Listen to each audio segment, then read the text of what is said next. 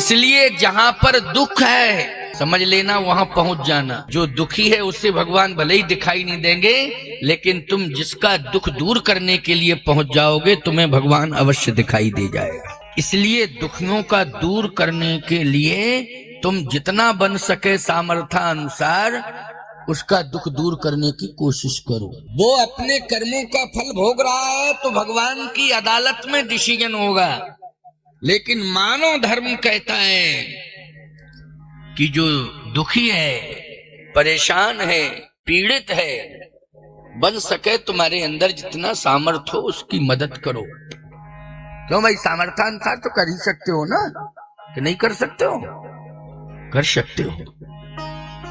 मौसमी का रस नहीं पिला सकते हो तो पानी तो पिला सकते हो, क्योंकि इतना भी सामर्थ्य नहीं है कि एक गिलास पानी पिला दो। क्षमता के अनुसार मदद करनी चाहिए। यदि अच्छा नहीं बोल सकते हो तो बुरा नहीं बोलना चाहिए। मौन हो जाओ, ये भी सही हो गई है। और बन सके तो दो शब्द अच्छे बोलो, लेकिन बुरा तो बिल्कुल मत बोलो। मौन हो जाओ और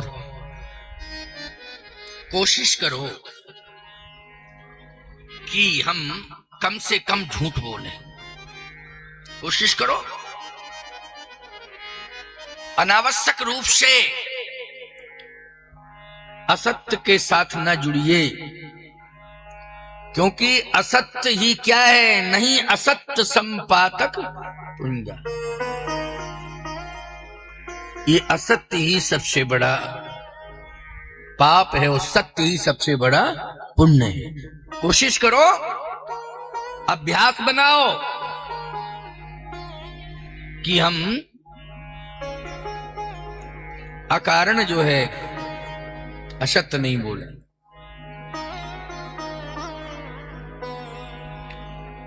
भरत जी ने कहा कि उदास मत हो, मेरी जिम्मेवारी है कि मैं प्रभु राम से मिलाऊंगा, और ये भी जिम्मेवारी है कि अगर सो जाओगे तो जगाऊंगा, सोता हुआ छोड़ के नहीं जाऊंगा, जगाऊंगा और जगा के ले जाऊंगा। साधु संत क्या करते हैं, बोलो जगा ही रहेंगे कि नहीं? ये जगा नहीं है, ये जागो जागो जागो, संसार के प्राणियों जागो। जगा रहे हैं कथा के माध्यम से। भरत जी ने कहा कि मेरी जिम्मेवारी है कि मैं जगाऊंगा, छोड़ के नहीं जाऊंगा, लेकिन प्राण मत त्यागो, प्राण मत त्यागो। ये तीनों माताएं प्राण त्यागने के लिए तैयार थी, सती होने के लिए तैयार थी, लेकिन भरत जी ने चरण पकड़ लिए और तीनों माताओं को बचाया है। कहे पति चला गया लेकिन जगत पति से हम मिलाएंगे। किससे मिलाएंगे? जगत पति से। धन्य है भरत।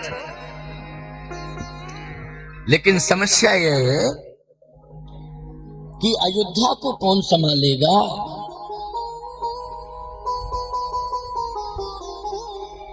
नौजवानों में इतना जोश है और क्रोध है कि वो संपत्ति में आग लगाने के लिए तैयार है। जरे सो संपत्ति सदन सुख, सुहृदय मातु पितु भाई। ये सदन, ये संपत्ति सब व्यर्थ है, क्योंकि ये संपत्ति न होती तो प्रभु राम आए थे लेकिन छोड़ के नहीं जाते। इस संपत्ति के कारण ही वो अयोध्या छोड़ के गए हैं। इसलिए इस संपत्ति को नष्ट कर देना चाहिए। ये क्या है? धर्म का उन्माद है। समझ लेना इस बात को।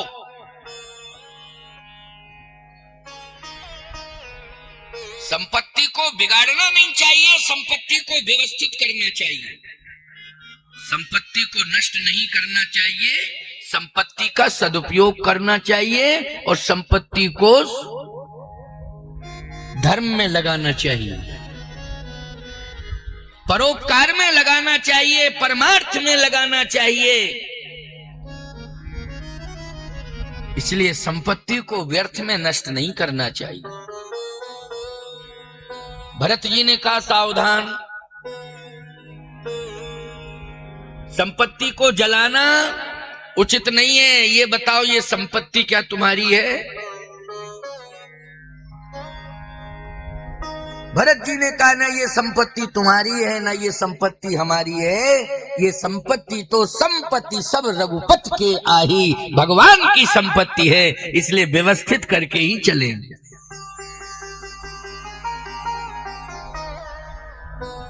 अरे भरत जी ने दृष्टिपात किया तो कुछ सेवकों को इशारा किया, इधर आओ मेरे पास। बुलाया भरत जी ने। भरत जी ने धर्म का मर्म बताया। धर्म का मर्म यह है कि जितना भी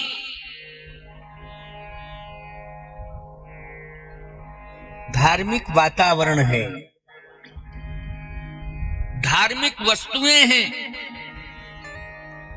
धार्मिक संस्थान प्रतिष्ठान हैं, याद रखना पहले उनको सुरक्षित करना, व्यवस्थित करना, तब कहीं जो है भगवान को प्राप्त करने के लिए आगे बढ़ना। आज आप गांव का मंदिर सुरक्षित नहीं कर रहे हैं, लेकिन आप बड़े तीर्थ में जा रहे हैं, क्योंकि आप गांव के मंदिर में बैठे हुए देवता पर ध्यान नहीं दे रहे हैं। आप जा रहे हैं कि हम चित्रकूट धाम, अयोध्या धाम, न जाने कहां कहां चारों धाम। प्यारे, जब तुम गांव के देवी देवताओं का सम्मान करोगे और देवी देवताओं के पुराने मंदिरों का जीर्णोद्धार करोगे, उन देवी देवताओं के पास जाकर के अपना प्रणाम निवेदित करोगे, उनका सम्मान करोगे, तभी बड़े धाम का देवता आपको स्वीकार करेगा, वरना पहुंच जाना कुछ मिलेगा ही। इसलिए किसी तीर्थ में जाने के पहले गांव के छोटे छोटे मठ मंदिर जो भी हों, उनका जीर्णोद्धार भी हो, सफाई भी हो, और प्रत्येक मंदिर के देवी देवता को जल भी मिले, फूल भी मिले, कोशिश करके फल भी मिले, तब आपका तीर्थ में जाना आवश्यक है। भगवान को खोजने के लिए बड़े तीर्थ में जाना तब आवश्यक है, तब ही उचित है, नहीं तो कुछ नहीं मिलेगा। भरत जी को चित्रकूट धाम में राम जी कब मिले हैं? जब भरत जी ने अयोध्या की संपूर्ण व्यवस्था को व्यवस्थित कर दिया, तब। पवित्र वो नहीं है जो गंगा में स्नान करके निकला है, पवित्र तो वो है जो सेवा में लगा हुआ है। गलत अर्थ मत किया करो। गंगा में स्नान कर रहे हो और मन के अंदर पवित्र भाव नहीं है, सोच पवित्र नहीं है, तो गंगा स्नान से आप पवित्र होने वाले नहीं हैं। आप यदि सेवा में लगे हैं, चाहे वो पृथ्वी माँ की सेवा हो, चाहे वृक्षों की सेवा हो, चाहे मंदिर में देवी देवताओं के परिसर की स्वच्छ सेवा हो, प्यासे लोगों को पानी पिलाने की सेवा हो, भूखों को भोजन कराने की सेवा हो, अगर आप इसमें लगे हुए हैं तो आप पवित्र नहीं, परम पवित्र हैं। इससे बड़ा उदाहरण कोई हो नहीं सकता है। इसलिए सोच को बदलिए। रास्ते में कचरा पड़ा है, आप कह रहे हो हम गंगा स्नान करके आए, हम तो रास्ता बदलेंगे? नहीं नहीं नहीं, क्या आप उस रास्ते से गए नहीं हैं जहां कचरा पड़ा था?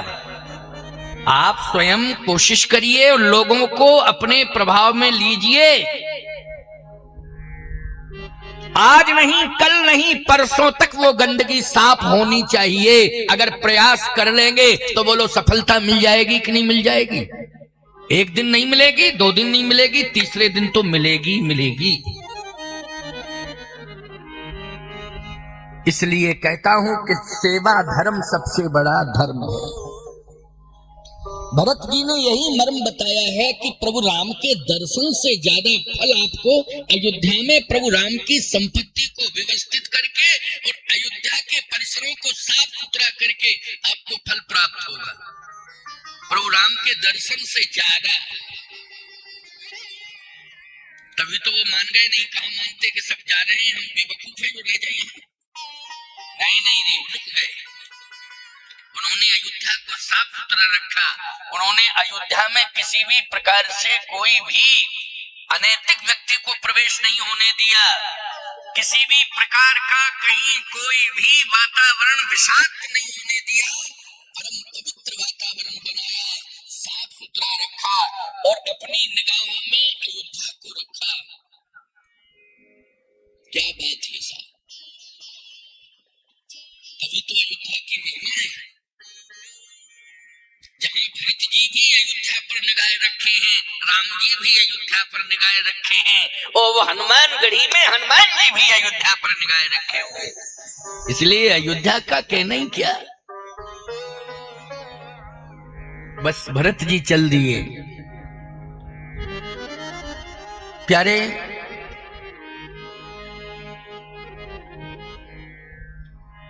यदि किसी यात्रा का विरोध हो रहा है तो वो यात्रा सफल नहीं है। कोशिश करिए कि मेरी यात्रा में जो विरोध हो रहा है पहले वो विरोध समाप्त हो, तभी यात्रा सफल है। आज यात्राएं तो बहुत निकल रही हैं, लेकिन सभी यात्राओं का विरोध हो रहा है, और यात्रा करने वाले भी विरोध कर रहे हैं। जो निकाल रहे हैं वो भी किसी का विरोध कर रहे हैं, जो निकाल रहे हैं वो भी विरोध कर रहे हैं, और जिसकी यात्रा निकल रही है लोग उसका भी विरोध कर रहे हैं। समर्थन कोई नहीं कर रहा, विरोध विरोध विरोध। हाँ, कोई अपने अपने पक्षधर हैं तो वो विरोध नहीं, समर्थन करने लगते। जो पक्षधर है वो करने लगते हैं। नहीं नहीं नहीं, ऐसी यात्रा निकालो और ऐसा नेतृत्व दो कि जिससे विरोध ही समाप्त हो जाए। ऐसी यात्रा है भरत की, और नेतृत्व भरत का सफल है, क्योंकि भरत की यात्रा का विरोध, पहली बात तो यह कि अयोध्या में ही भरत ने विरोध समाप्त किया। तो जितने भी अयोध्या वासी थे, सम्मिल देह केकई गारी, जो केकई को भरत को गालियां दे रहे थे, वो सब गालियां देना बंद कर दिए और भरत जी के साथ चल दिए। तो पहला विरोध तो भरत जी ने अयोध्या में ही समाप्त किया, और किसी शस्त्र के माध्यम से नहीं, बल के माध्यम से नहीं, विवेक के माध्यम से, प्रभाव के माध्यम से नहीं, अपने स्वभाव के माध्यम से किया है। इसलिए यह है नेतृत्व, सफल नेतृत्व। इसको कहते हैं सफल नेतृत्व। भरत जी ने वाणी, व्यवहार,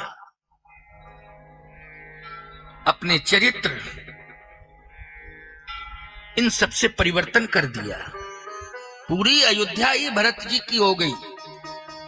जब आए थे ननिहाल से तब सब गालियां दे रहे थे, लेकिन अब भरत जी के साथ सब हैं, भरत जी की जय जयकार कर रहे हैं। एक तो सफलता ये मिली, अयोध्या में ही मिली। दूसरा विरोध श्रृंगवेरपुर में था। क्यों भाई? दूसरा विरोध भरत का श्रृंगवेरपुर में, भरत की यात्रा का विरोध श्रृंगवेरपुर में, और श्रृंगवेरपुर में इतना बड़ा विरोध है कि यात्रा को रोका जाए। चाहे जो है मौतें हो जाएं, मरना पड़े, लेकिन यात्रा को रोका जाए। बोलो भाई, बहुत बड़ा विरोध नहीं है? होय सजोयल रोकहु घाटा, होय सजो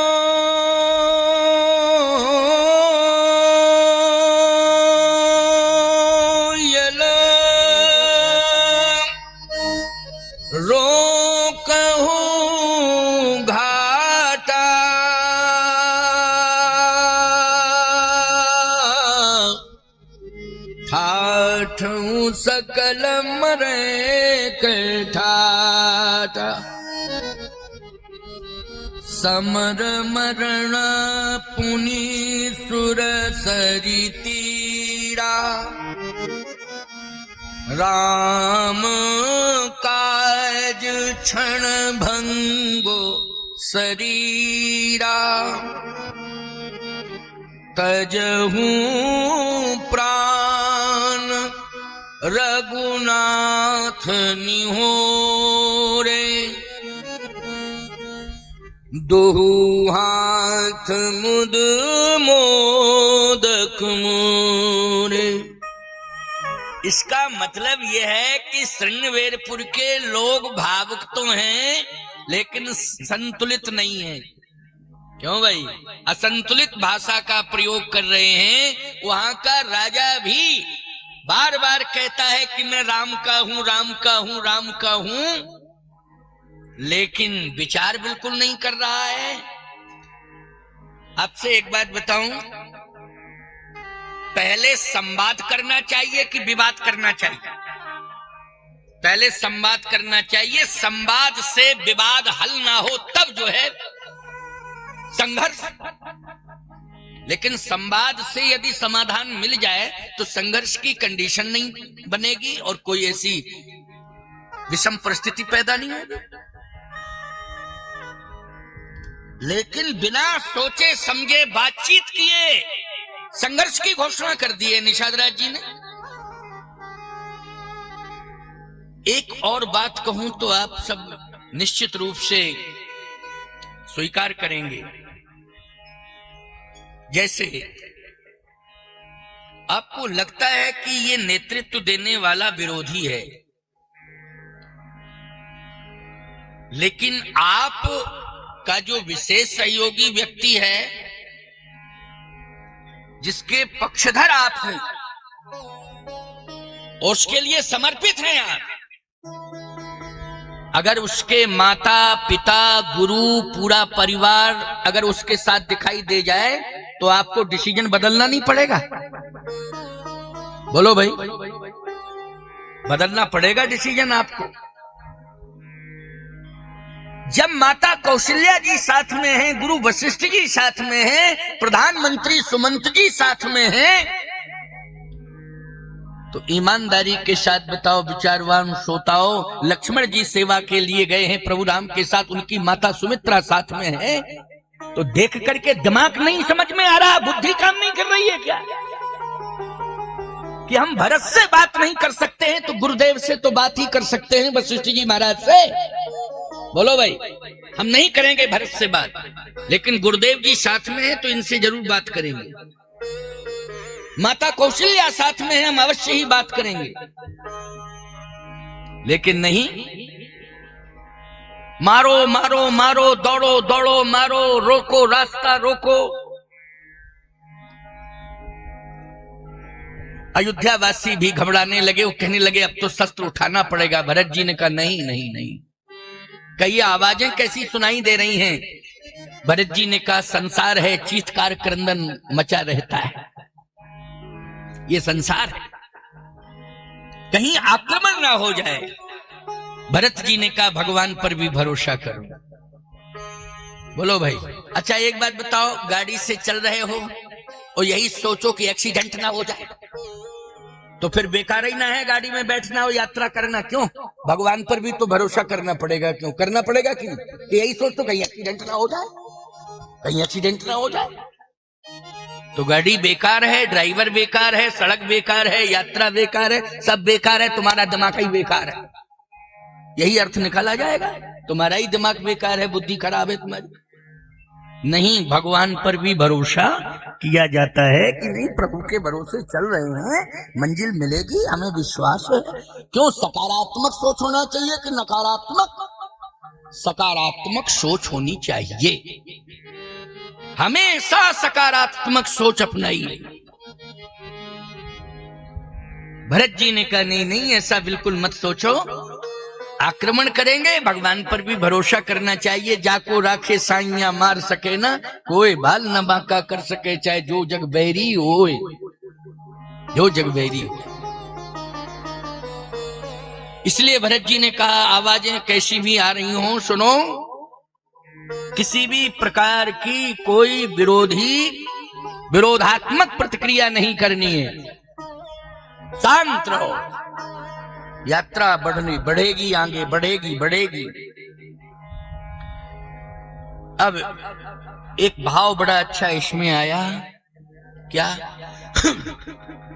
भरत जी ने बुद्धि से काम किया कि मेरा भी समर्पण प्रभु राम के चरणों में, और यहां श्रृंगवेरपुर के राजा का भी समर्पण प्रभु राम के चरणों में। भाव दोनों का एक जैसा है, लेकिन मैं इस भाव को समझ रहा हूं, लेकिन मेरे भाव को ये नहीं समझ रहा है। बस इतना ही अंतर है। मैं तो समझ रहा हूं कि ये प्रभु राम का है, लेकिन ये नहीं समझ रहा है कि ये प्रभु राम के हैं। बस यही सोच में तो अंतर पड़ रहा है। भरत जी ने कहा कि हृदय परिवर्तन करना चाहिए और इसके भाव को समभाव में लाना चाहिए। क्या? समभाव में लाना चाहिए। वो कैसे होगा? तो जहां पर प्रभु राम के चरण पड़े थे श्रृंगवेरपुर में, भरत जी ने वही धूल को उठाया और माथे से लगाया और अपना मस्तक और अपना संपूर्ण शरीर साष्टांग प्रणिपात में परिणत कर दिया। निषाद राज ने जैसे ही देखा तो कहा, अरे ये तो धूल उठा करके मस्तक से लगा रहे हैं। और भरत जी ने बोलना शुरू कर दिया, चरण रेख रज नैलन लावहीं,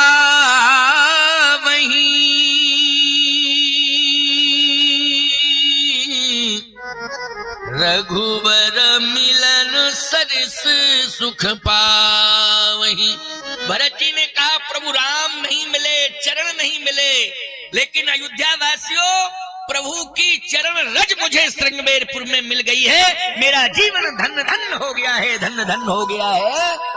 निषाद राज जी ने जैसे ही सुना उसी समय लकड़ी की तरह गिर गए। वो भी करत दंडवत देखते ही दंडवत दंडाकार। बोलो संघर्ष समर्पण में बदल गया कि नहीं बदल गया? किसमें बदला है? समर्पण में संघर्ष। अकड़ने मकड़ने से कुछ नहीं होता है। सूखी लकड़ी की तरह वाणी से मत बनो, गिर जाओ। शरीर को ही सूखा बना दो लकड़ी की तरह, तब सार्थकता है। लेकिन इस जवान को इतनी मुलायम है, इसको लकड़ी की तरह कठोर क्यों बना रहे हो? बोलो, ये बुद्धिहीनता है कि नहीं?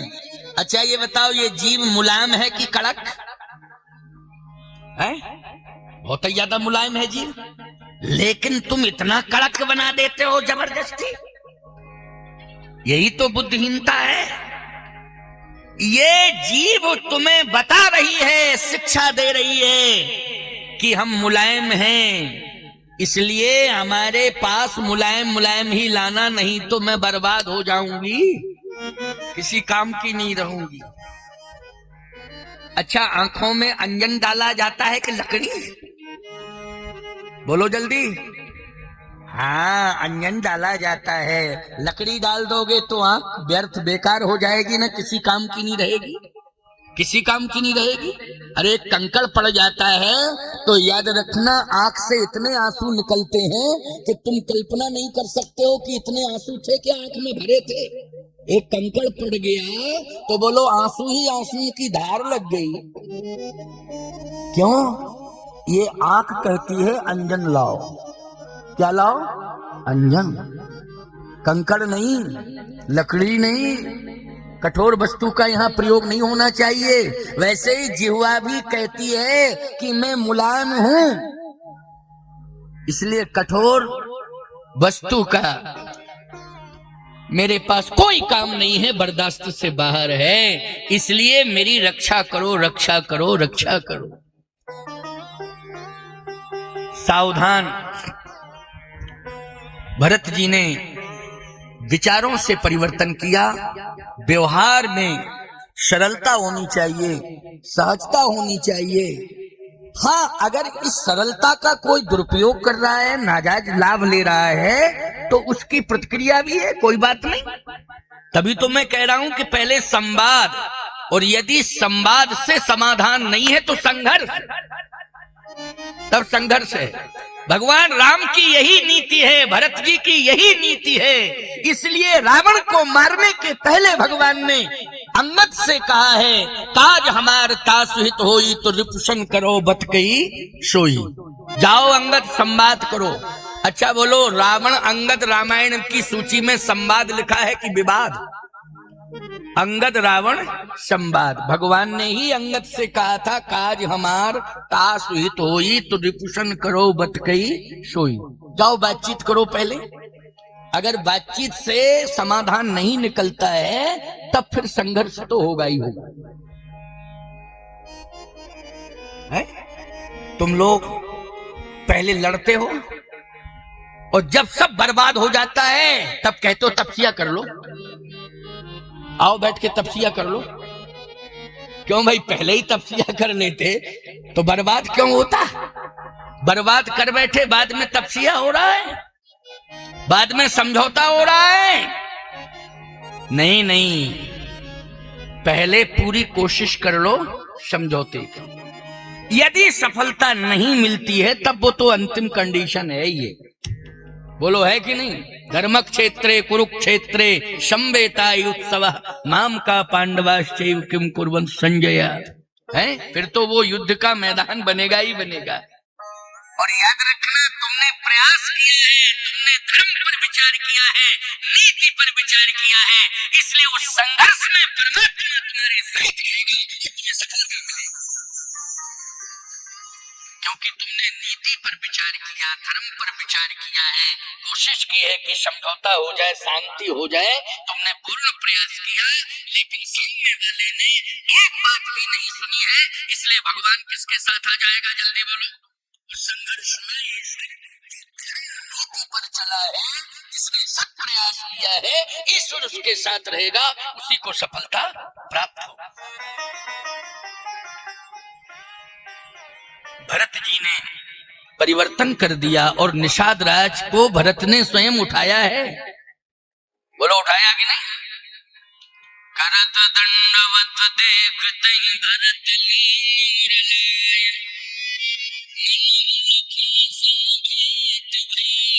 प्रीति न हृदय क्षमा।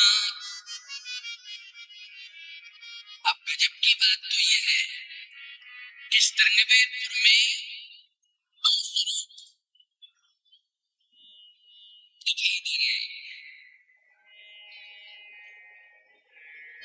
एक तो भरत जी का वह स्वरूप जो भरत जी ने रज उठा के मस्तक से लगाई, समर्पण। दूसरा है निषाद राज को उठा के हृदय से लगाया।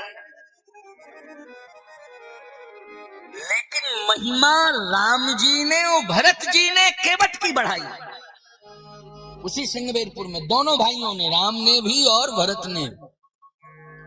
जबकि सब कुछ हो रहा है। निषाद राज जी राजा भी हैं, निषाद राज जी को भगवान ने अपना सखा भी मान लिया है, वो प्रमाण पत्र दे दिया है।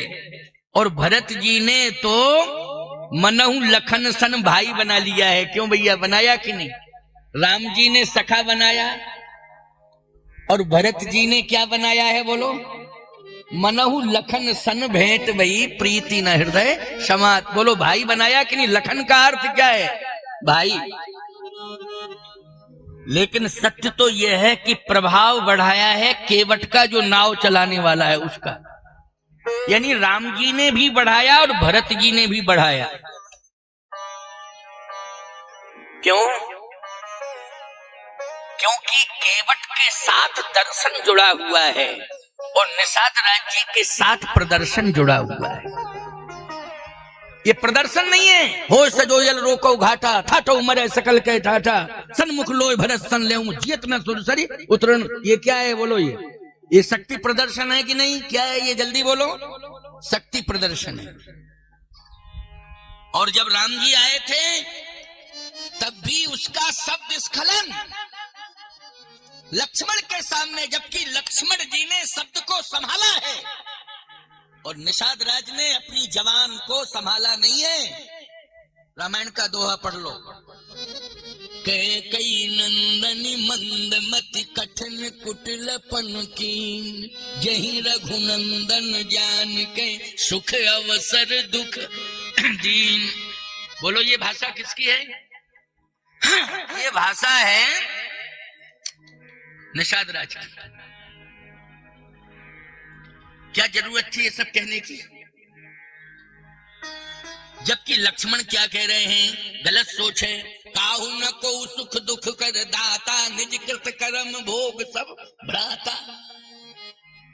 बोलो भाई, लक्ष्मण जी की भाषा सुन लो। क्या निषाद राज जी के इन विचारों का लक्ष्मण ने समर्थन किया? नहीं किया, विरोध है। काहू न को सुख दुख कर दाता, निज कृत कर्म भोग सब भ्राता। इस बात को कह दिया तो ये बात तो भगवान पर आ गई, प्रभु राम पर आ गई। क्यों आ गई? कि निज कृत कर्म भोग सब भ्राता। इसलिए मैं कहना चाहता हूं कि भावुक तो होना चाहिए, लेकिन संतुलन बिगाड़ना नहीं चाहिए। विचार करना चाहिए, विचार करना चाहिए। अच्छा, हनुमान जी के मंदिर में तुम गए और तुमने प्रसाद फेंकना शुरू कर दिया, हमारा हनुमान जी तक पहुंच जाए, चरणों तक पहुंच जाए, और चरण तक नहीं पहुंचा, नारियल का नाक तक पहुंच गया। तो भाई तुमने भीड़ में नारियल को फेंका कि हमारा नारियल जो है हम नहीं पहुंच पा रहे हैं, तो हम जो नारियल चढ़ाने के लिए हनुमान जी के चरणों तक पहुंच जाए। और तुमने फेंका, लेकिन निशाना तुम चूक गए और नारियल चरण की जगह नहीं, नाक पे आ गया। क्या मिलेगा हनुमान जी से? तुम्हें जल्दी बोलो। फायदा मिलेगा कि नुकसान? तुमने नुकसान और कर डाली, हनुमान जी की नाक और तुमने प्रभावित कर दी। क्यों भाई? खबरदार। जहां पर आश्रम परिसर में उचित स्थान देखो वहां चढ़ा दो, यहां साइड में तोड़ दो, प्रार्थना कर लो। क्यों भाई? यही बुद्धि है ना, यही विवेक है कि नहीं? इसलिए भावनाओं में संतुलन बनाने की जरूरत है। आइए सुनिए, केवट ने, राम जी ने केवट को क्या दिया और भरत जी ने केवट को क्या दिया? दोनों ने केवट को ऊंचाई पर पहुंचाया है। प्रमाण क्या है? बहुत कीन हट लखन सिय नहीं कछु केवट ले, तो विदा कीन करुणा यतन भगति विमल बर दे। विमल भक्ति का वरदान दिया है केवट को, यानी जबरदस्ती दिया, जबरदस्ती। अब बताओ, तुम लोग भक्ति मांगते हो, लेकिन केवट ने भक्ति मांगी नहीं थी। बहुत कीन हट लखन सिए नहीं कछु केवट ले, विदा कीन करुणा यतन भगति विमल बर दे। विमल भक्ति का वरदान दे दिया। वो कुछ लेना ही नहीं चाहता, लेकिन दे दिया। प्यारे, जिसको भक्ति का खजाना मिल जाता है वही भगवान तक पहुंचाने के लिए मार्गदर्शक बन जाता है। समझ गए हो ना? वही भगवान तक पहुंचाने के लिए क्या बनता है? मार्गदर्शक। उसके बिना रास्ता मिलता ही नहीं है, चाहे कोई भी हो। बड़े बड़े तपस्वी ही क्यों ना हो, बड़े बड़े प्रभावशाली क्यों ना हो, डायरेक्ट उस परमात्मा से जुड़े हुए क्यों ना हो, लेकिन रास्ता नहीं मिलेगा उनको। रास्ता बताने वाला तो वही होगा जिसके पास भक्ति का खजाना होगा। इसलिए केवट के पास भगवान ने क्या दे दिया? केवट को बोले भक्ति दे दी, भक्ति का खजाना दे दिया। तो वो खजाना किसके पास है? केवट के पास है। तो भरत जी कहते हैं कि मुझे राम तक कौन पहुंचाएगा? है कोई पहुंचाने वाला? तो निषाद राज जी में ताकत होती तो कह देते कि मैं पहुंचाऊंगा, लेकिन नहीं, किसी ने कुछ कहा ही नहीं कि राम जी तक पहुंचने का रास्ता हम बताते। क्योंकि आज तो रास्ते बने हैं, गूगल में सर्च करो तो सब रास्ते मिल जाते हैं क्लियर। उस समय इतना बड़ा नेटवर्क था क्या बोलो भाई, रास्ताएं भी क्लियर नहीं थी, इतनी पगडंडियां थी, इतना घना सघन जन वन था कि पहुंचना मुश्किल, पैदल चलना मुश्किल। लेकिन उस भरी सभा में, समाज में जो नाव चलाने वाला केवट था, उसने कहा मैं रास्ता बताता हूं, मैं पहुंचा, मैं रास्ता बता रहा हूं। तब केवट ऊंचे चढ़ धाई, कहूं भरत सन भुजा उठाई। बोलो भाई, निषाद है ये केवट है? वही केवट है जो नाव चला रहा है। कहूं भरत सन भुजा उठाई, पहाड़ की चोटी पर चढ़ गया और उसने भुजा उठाई। अच्छा, आपको एक बात बतावें, जहां पर भगवान बैठे हैं, चित्रकूट तो बहुत बड़ा है और बहुत से पर्वत हैं, लेकिन जिस पर्वत पर भगवान बैठे हैं वहां कितने वृक्ष हैं, किन वृक्षों के बीच में बैठे हैं, जबकि दूरी है, लेकिन उसे दिखाई दे रहा है। सीधी सी बात यह है कि जिसके अंतःकरण में भक्ति आ जाती है और वास्तविक भक्ति आ जाती है, और भगवान स्वयं जो है जबरदस्ती भक्ति का खजाना दे देते हैं, उसके पास दिव्य दृष्टि हो जाती है, उसे ब्रह्मांड का सब कुछ दिखाई देने लगता है। ये दिव्य दृष्टि निषाद राज जी को नहीं मिली है, ये दिव्य दृष्टि केवट को मिली है। बोलो, मिली है कि नहीं? इसलिए धन के प्रभाव से कोई खजाना भक्ति का भगवान से ले नहीं सकता है, कोई बल के प्रभाव से भी खजाना नहीं ले सकता है। कोई व्यक्ति बहुत ज्यादा बुद्धि लगा दे कि हम विद्वान बहुत हैं, लेकिन ज्ञान पा लेगा, लेकिन भक्ति नहीं पा पाएगा। वो समझ रहे हो ना, ताकत लगाओगे, दिमाग लगाओगे तो ज्ञान तो पा लोगे, लेकिन भक्ति नहीं मिलेगी। केवट को भक्ति मिली है, भगवान ने दी है, इसलिए उसकी दिव्य दृष्टि हो गई। क्या हो गई? दिव्य दृष्टि।